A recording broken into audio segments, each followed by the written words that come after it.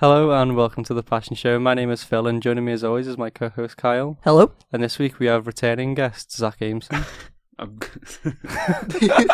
Sorry, that wasn't even that funny. Sorry, mate. Glad to be here.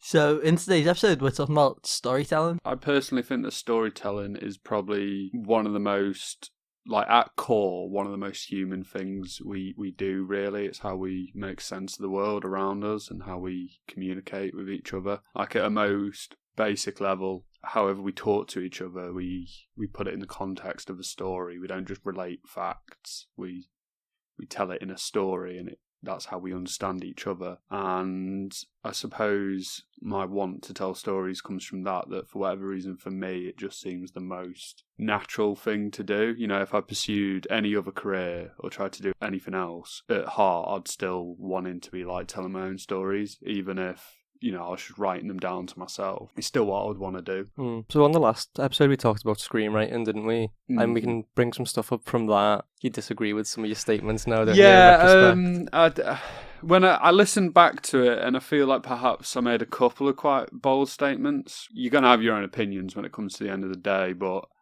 I think even, you know, I can't remember when that was, a few months ago, maybe a bit more. Bloody donks ago. I've already sort of, you know, thought about things a lot more, and but I mean, that's the beauty of it, isn't it? It's just ever changing. You're always learning. Yeah, exactly. I once said that the new episodes of Simpsons are good, and I'd like to take that back. I've seen, as far as I know, is the newest episode of The Simpsons, it's like episode 1, series 32 or something like that, and it was fucking appalling. So we have like normal telly in our house now, and you've obviously got like Simpsons on Channel 4, so I'm going on a tangent here, but you have like Simpsons on Channel 4, don't you? Like once a day. So when I watch that Simpsons, what are the chances that it's going to be the same episode? You know what I mean? There's like 600 episodes, and like a couple of days later from watching one, it's the same one. I think they go up to season 11 on Channel 4. Like I don't know ones. if they have all of them. Yeah. They won't have the very newest ones. I don't mind not watching them. Anyway. So, well, I mean, The Simpsons, you know, it's storytelling. Yeah. So when it comes to storytelling, obviously you're into your screenwriting, but are there any other like avenues you take to sort of satisfy this need? So I've been a musician for quite a long time. I never got particularly good at it. With music, I never quite fell in love with the craft in the way that musicians I know have. That to them it is just that love of playing the instrument and it expressing themselves through that. Whereas for me, I never quite caught that bug, in that I enjoyed playing guitar or whatever, but There wasn't much deeper than that. In terms of, like, writing. But the thing I really liked was the writing songs. Oh, okay. That it was still trying to tell a story, still trying to, you know, whether it was just me talking about the way I felt, or like, you know, more of a like conventional like fantasy narrative or something like that. That was still the area of musicianship that interested me. Music's kind of like it's an area that you don't really like associate first and foremost with storytelling, do you? But I know, like personally, like I love a song with a story, like Babushka or something like that. Well, I'd say that great choice. I'd say I would personally say that all music is storytelling. Yeah, and it's like, I agree that, you know, when you say story or something like that, it might not be the first form that comes to mind, but I'd say it's probably one of the oldest. Yeah. In the, you know, the way we through history like passed on stories through song. You know, when you think of like old ballads and stuff like that, and the further and further back you get and like blur the line between something like poetry and like a sung verse. Again, it's, you know, it's all just expressing a feeling. You know, if you take the most archetypal pop song of either I'm in love with this person or we were in love and then we broke up, you know, if you want to say that's like half of like charts music. Yeah. That's the story. Yeah. It's a story of how I loved somebody and then they didn't love me.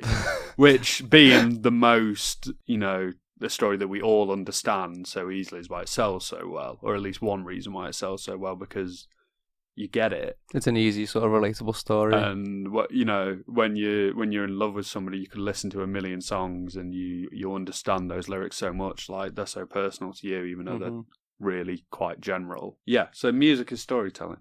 Yeah, I feel like that sense of relatability that doesn't solely go to music.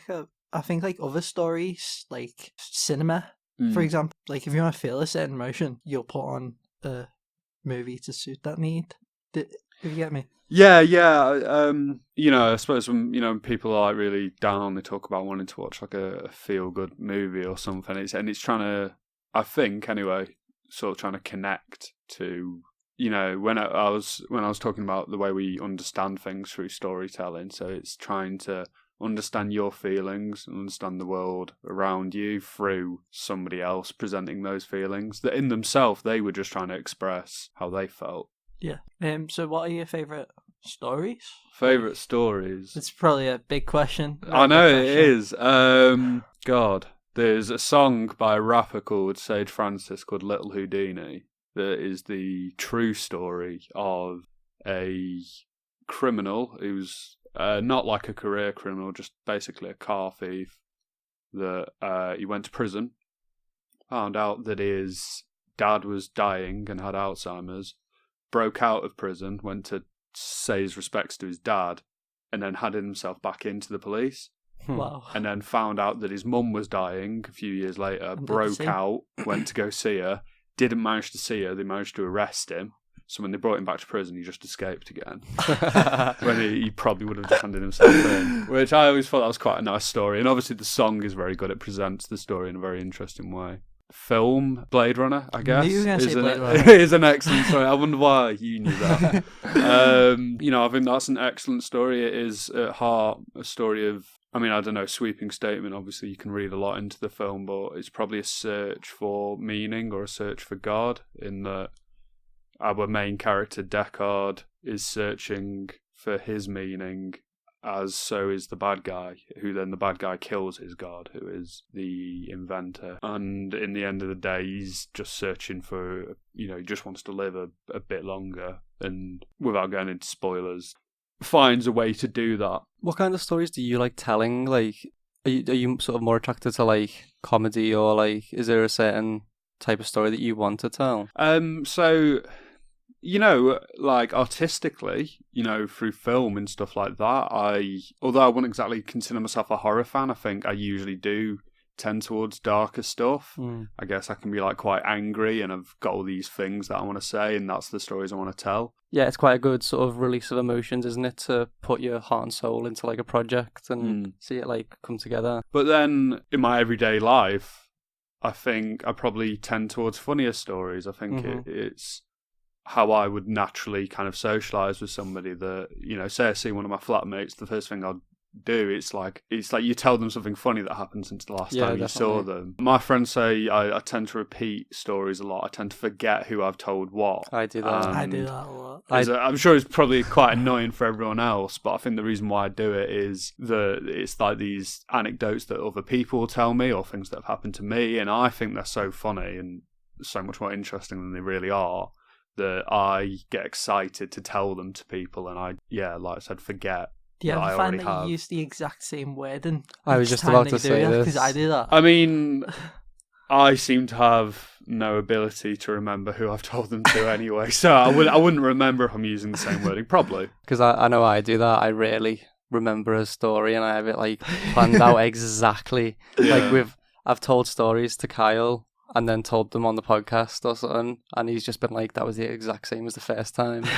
And I'll tell a mate a story, and then someone else will come in and I'll have to tell them, but I'll be like, oh yeah, he knows about this already, but I'm just going to tell you. I do that. But it's because I want to tell them, because like you said, like say you come in from work or something and you've had a whole day of pretty funny things happening, and you just want to tell people. I know, because I really enjoy that. I like telling like funny stories. And that's storytelling. Like how else do you communicate with your friends and understand each other and, process things that happen to you other than through storytelling? Say something weird happens to me today. The way that I almost process that is you almost tell the story to yourself in your head. Yeah, exactly. That was weird. And you go over it, and then you process those feelings by telling it to other Mhm. people. You know, like I don't want to make any sweeping statements, you know, in the science of it. Like I'm not claiming to be a sociologist or anything. Don't I put don't yourself exactly. down. You are a sociologist. It's true. I am a PhD sociologist. But you know, I'm more talking in a general sense of Mhm.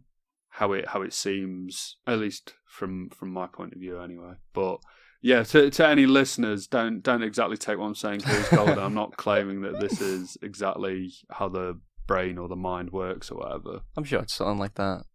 Yeah, should be Um, fine. I feel like every artistic story, fictional or factual, relates to a real story that an individual's experienced. Well, in some extent. there's a saying amongst writers. I mean, obviously, maybe not everyone agrees, but they say that all writing is autobiographical, Yeah. and that even if it's a fictional story or if it's a true story that I've chosen to tell that's nothing to do with me, you know, say I tomorrow started writing about Robert Mugabe, you know, so a true story that couldn't be really more not connected to my life. The idea would be that still in some way it's going to be from my point of view, Mhm. however much I try for it not to be, because Yeah. I'm telling information that I've learned, and I've learned that information through my sort of subjective lens. So And the way I'm you going to communicate retell it, it that way. the way you communicate it is obviously different to how someone else would. It's like it's a Yeah. product of your own, isn't it? So, what stories have you created yourself? What stories have I created myself? Yeah. Well, all of them. Well, yeah. my Okay. whole life, that's all I did. I just, you know, anything that happened to me, I then told it as a story to somebody else. That, you know, because it's funny the way human memory works, that it's really quite unreliable. So in effect, you relate your life to people, that you are just creating a story, because Yeah. it's only going to be, you know, what % accurate, and the older you get, the less and less accurate, which is scary, because obviously in your head it seems crystal clear, but it's probably not really how it happened at all. You know, so tonight I'm going to go home and see my mum, and I haven't seen her in a while. I know what's going to happen is we're essentially going to sit down and tell each other stories. You know, I'm going to tell her stuff from work or from my housemates or just life in general, and, you know, she's going to tell me whatever's going on at home and, you know, all that sort of thing. It's exciting to like be ready to hear someone else's stories. Do you get me? Yeah. I mean, you know, maybe that's why we like each other, because we like the way that we tell each other stories. I don't know. I find it interesting the way you sort of draw the comparison from like just telling normal stories with friends to like it being like a bigger thing, comparing it to cinema or music or something like that, because this is a weird example, but I've never been interested in like actually doing screenwriting or anything like that. I thought I could never do it. It always looked too complicated. But I sort of realised over the past year that I really like telling stories in, you know, just like a vocal way.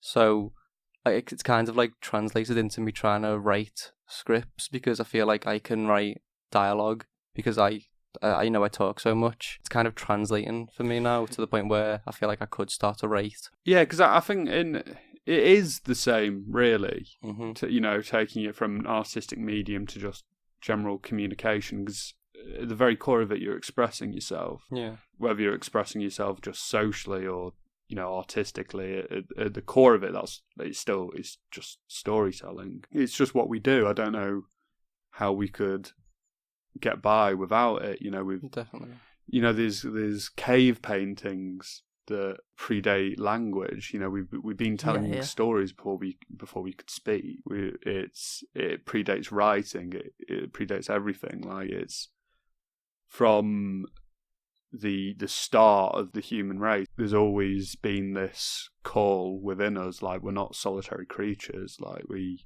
exist in a pack, and there's always been this thing within us to try and tell everyone else what we think inside.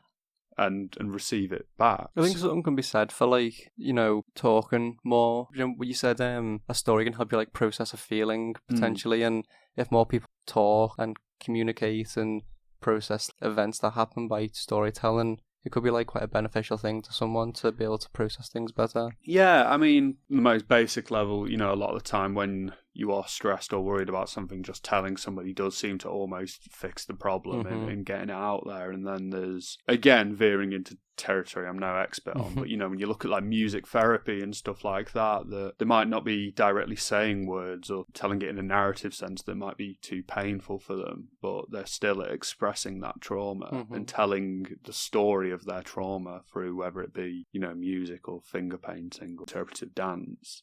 Yeah. It's still, I guess, a bad story. It's a story that you don't like, and it's telling it to almost, get it off your own shoulders. So what specifically did you want to go back on after what you said in the last episode? Oh, okay. Bit of passion show follow-up. We haven't really done this. This is quite interesting. So this is Zac Aimson talking to himself in the past. Yeah.